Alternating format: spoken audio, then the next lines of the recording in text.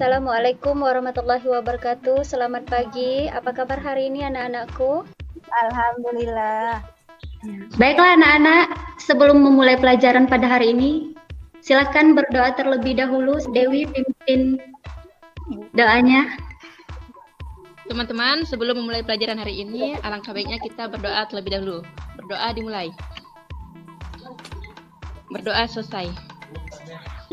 Ibu ingin bertanya, siapa yang bisa menjelaskan materi kita di pertemuan sebelumnya?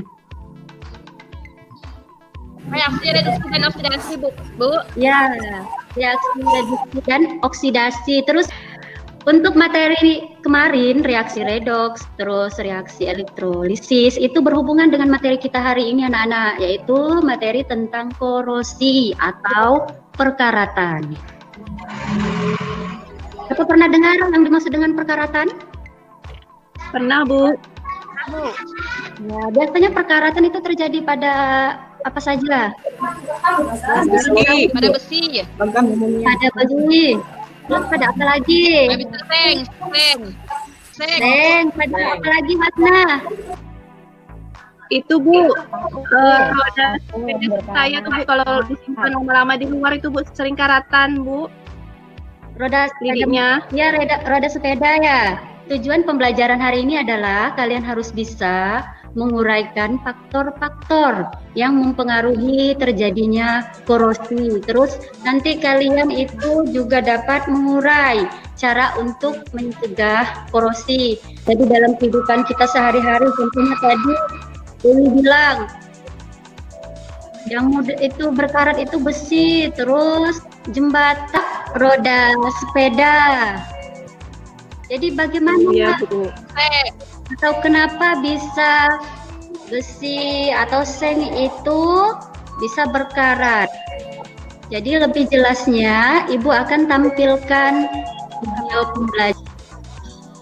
Bisa terlihat anak-anak video pembelajarannya? Assalamualaikum warahmatullahi wabarakatuh. Kembali dengan saya, Feni Samasri. Korosi merupakan pembentukan karena akibat oksidasi suatu logam. Kemampuan oksidasi suatu logam berpengaruh terhadap harga potensial reduksi logam tersebut dibandingkan dengan logam lainnya. Semakin tinggi harga potensial reduksi suatu logam, maka logam tersebut semakin mudah mengalami oksidasi. Mari kita amati proses terjadinya korosi berikut ini.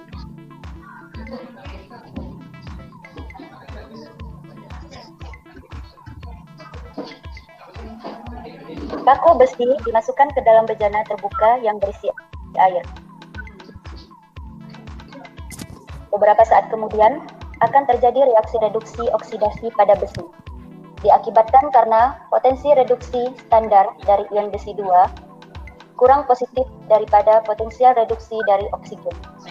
Maka atom besi pada paku akan teroksidasi oleh oksigen di dalam air menjadi ion besi 2 yang melepaskan elektron. Karat pada besi merupakan senyawa besi oksida terhidrat. Proses lebih lengkapnya yaitu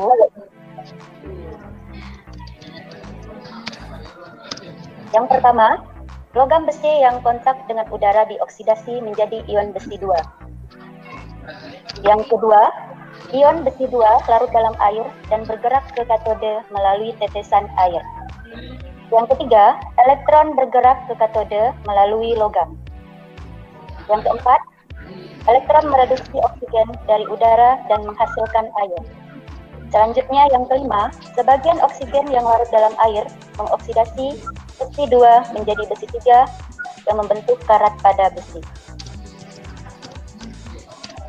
Korosi pada besi dipengaruhi oleh beberapa faktor, yakni yang pertama yaitu konsentrasi dari larutan elektrolit. Semakin besar konsentrasi larutan elektrolit, maka kemungkinan terjadinya korosi pada besi akan semakin besar. Yang kedua, yakni pengaruh derajat keasaman. Ketika konsentrasi ion H+ diperbesar, sehingga pH akan turun, maka logam akan semakin mudah teroksidasi.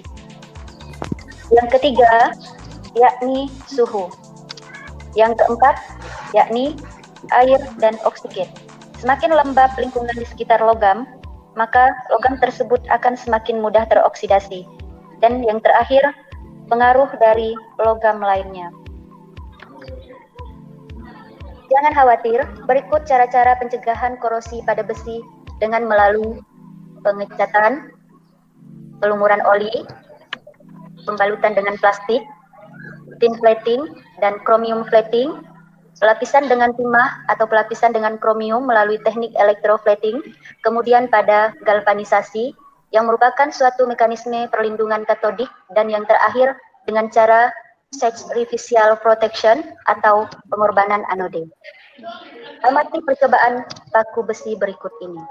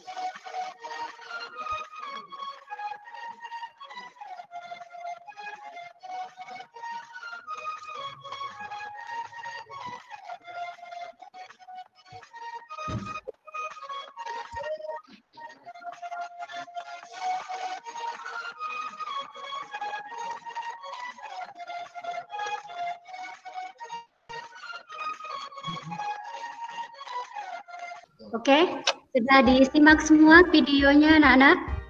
Sudah, Bu. Sudah, Bu.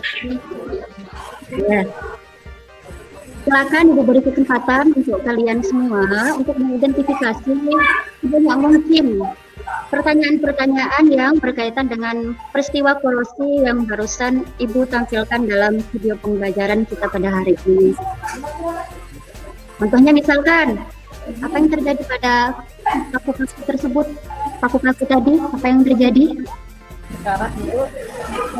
Ada yang berkarat, ya. Ada yang berkarat, terus ada yang tidak berkarat. Ada yang sedikit berkaratnya, ada yang banyak. Kenapa ada yang sedikit, ada yang banyak berkaratnya? Ada yang bisa menjawab? Mungkin perbedaan medianya, Ibu, media tempat paku tersebut. Mungkin medianya.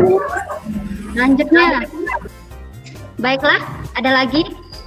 Kalau tidak ada, meeting ini kita tutup dulu. Kalian silakan login ke aplikasi Google Classroom untuk melakukan proses diskusi untuk mengerjakan aktivitas pembelajaran kita.